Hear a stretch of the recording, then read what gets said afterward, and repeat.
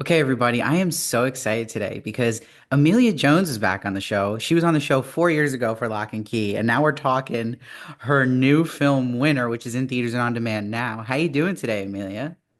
Thanks for having me back. Oh yeah, this is great. I feel like I'm like meeting an old friend again. This is really fun. So speaking just of things in the past, with this film, it's like in the past, but not so far in the past. So was it a little strange? Like, was there anything you really had to remind yourself that was different back then?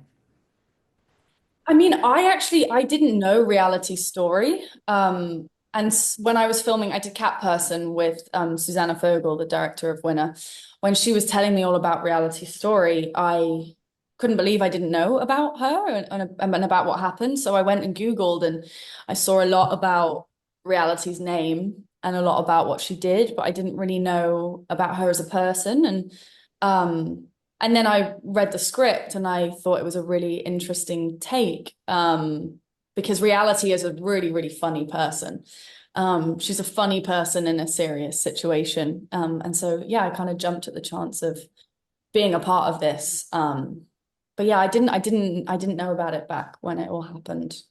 Oh, that's interesting. And I also wonder too, when you're adapting something that's a true story like this, is it more scary for you doing the scenes that are like dead on accurate to what happened, or scarier doing the scenes where there's a little more like creative license in the story? Question. I mean, it was quite fun, like as an actor, because a lot of the time you're guessing. You're like, okay, I wonder how this character would feel, or oh, if I put myself in this character's shoes, how would I feel, or oh, have I got experience to draw from? Whereas when I was playing Reality, I could ask Reality exactly how she felt in that specific moment, and a Mm. lot of people are really complicated, and a lot of the time you could be saying one thing but feeling another thing. And a lot of the time that was the case with Reality. She was very calm or funny, but deep down she was feeling a lot of things. And so it was really interesting for me to kind of dive into that and include that in my performance. I hadn't done that before. That's interesting. And when you mention reality, I know she was at the Sundance premiere of the film. Was that the first time you met her, or were you talking to her on the phone? Like, how did that relationship go? Flew to Texas. I flew to Kingsville to meet her and hang out with her at her house. And I met all of her animals that she's rescued, and I went to her gym, her CrossFit class, and her yoga class, which was a huge mistake on my part. Uh, Very, very unfit. Yeah, I just got to know her on a really personal level, which, yeah, I was really grateful for that time, because I think our film is trying to humanize Reality and show people that she's so much more than just a name and a headline. And yeah, I was really grateful that I got to spend the time with her and meet her family. And yeah, I flew. And then obviously, like, it was like a reunion at Sundance because we were able to see each other again. I hadn't seen her since before we shot, and we send memes to each other back and forth all the time. But yeah, I feel really grateful to call her a friend. I think she's an amazing person, and yeah, I loved playing her, and I'm so glad that she and Billy got that big standing ovation at Sundance. It's very deserved. Oh, that's awesome. And it must have been better seeing her at Sundance because you don't have to study her every movement anymore when she's doing it, living. Nice. Yeah, exactly. I also, it's cool in the movie. We actually see you have one of her tattoos on your back. And it made me think, would Amelia Jones ever get a tattoo? You know, it's so funny that you asked me that, because I just did an HBO show with Brad Inglesby, and my character, Maeve, she had a mullet and she was super edgy, and they put all these tattoos on me. And every day I'd be like, huh, I'm kind of digging it. But you know what? I like sleep. And if I got tattoos, I'd have to wake up earlier to cover them up when I film. So that's Mm. me. But it's super fun when you get to play characters that are different to yourself. You know, I got to get muscles and have a big back tat, and like I just had a mullet and loads of tattoos. Like, it's super fun becoming someone else for a while. That's what I love about acting. Yeah, no, and that's cool that you transformed for this part. And I had asked Danny when I interviewed him about this film, like the scenes where you guys are in like the gym, like were you able also to sneak in reps like while you're filming to keep that shape up? I see. I didn't really know much about like weightlifting and bodybuilding. And Danny's very fit, like he goes to the gym all the time. So, all like before we did the kind of gym scenes, he'd be like, "Oh, I need to get a pump on." And I'd be like, does that mean? And you got to work out right before the scene because then you kind of muscle swell. And I was like, whoa, whoa, whoa. So we'd always like stick on the heavy rap music, and he'd be like training me before the scene. And I was also saying to him, I was like, reality is meant to be way like buffer and like tougher than you. So I was like, stop it. I'm meant to be the strong one here. Oh, that's great. So you're thinking about his part too. I like that.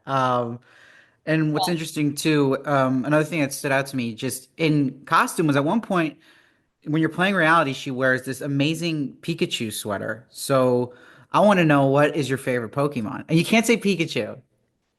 That is my favorite. Okay, my brother was like a huge Pokemon fan, and for his birthday, he wanted a Pikachu cake. So that will always. Oh, Um, I mean, that was one of the first things when I was Googling reality. She had posted a picture on, I think it was Instagram, wearing the Pikachu hoodie, and oh, texted it back and forth, and we were like, we need to get this in the film. She also wears like odd socks all the time. wow. Cool. Yeah, I think she's such an amazing person, and it was super fun, like getting to. Also, I guess I like Charmander, is it? Yeah. Oh, yeah. Great choice. It's a great starter. So also I'm wondering too, which is kind of the wild thing that where Sydney Sweeney played reality as well. Did you watch a performance after the fact and compare, or is that something like you don't want to like do? We were all aware of the story because they're both so different.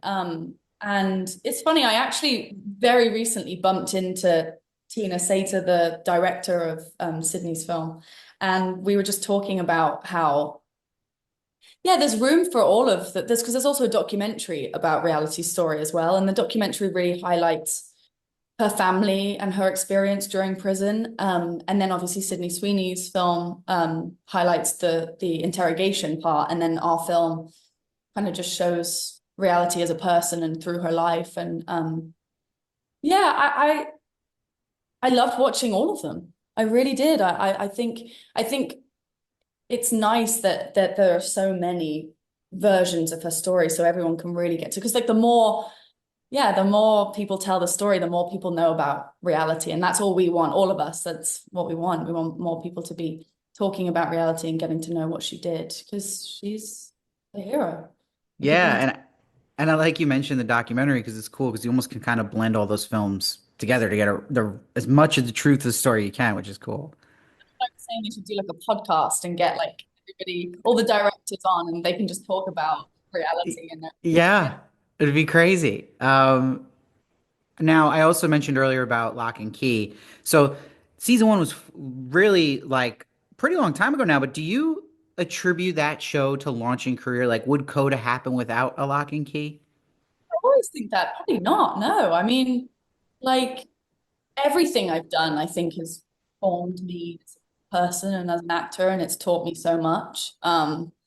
Every project I do, I learn from the people that I work with, and I learn from the characters that I play. And I mean, Kinsey, I grew up playing her. Like I was 16 when I started Lock and Key, and yeah, I learned so much. Like I learned, when they're talking about camera, I know exactly where that is. I mean, like it really taught me so much because I grew up with the crew, and yeah, it was a long time in my life and I loved it. And yeah, I mean, I hadn't actually started shooting Lock and Key when I got cast in Coda. Oh, Yeah. I think I was a week away, maybe I was a week into shooting Lock and Key, and I got the call saying that I was lucky enough to be in Coda. Um, but yeah, I mean, loads of people like watch Lock and Key. If ever I get like stopped on the street or anything, it's always Lock and Key. It's never Coda. oh, that's really interesting. Both amazing projects and great performances by you. And I also want to just talk about that too, because 2022 is this huge year for you because Coda wins Best Picture. Um, Hitting those heights though, does that like affect you at all with your acting on the next projects? Meaning like, do you always want to get that high now every time? Like, does it mess with you in any way? I feel like if you're constantly chasing that high, you're going to be really unhappy. Like, films like, I mean, I feel like films like Coda don't come along very often. And I just think being able to be a part of award season doesn't happen very often. So I just feel like so lucky that it happened. It was a whirlwind. I mean, it's so it's so busy you almost question did it happen. It's like everything's back to back and you're like, oh my God, what?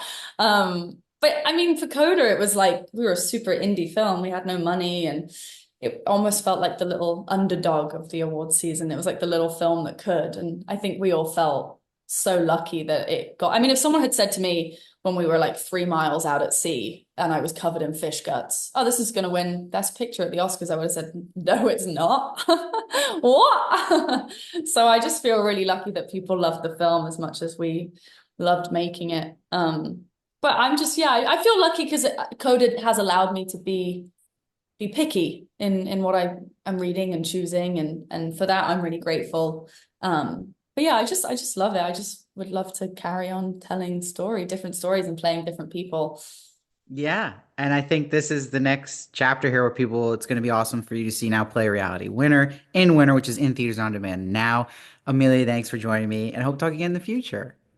It's so nice to see you again. Yes, of course. Thank you so much.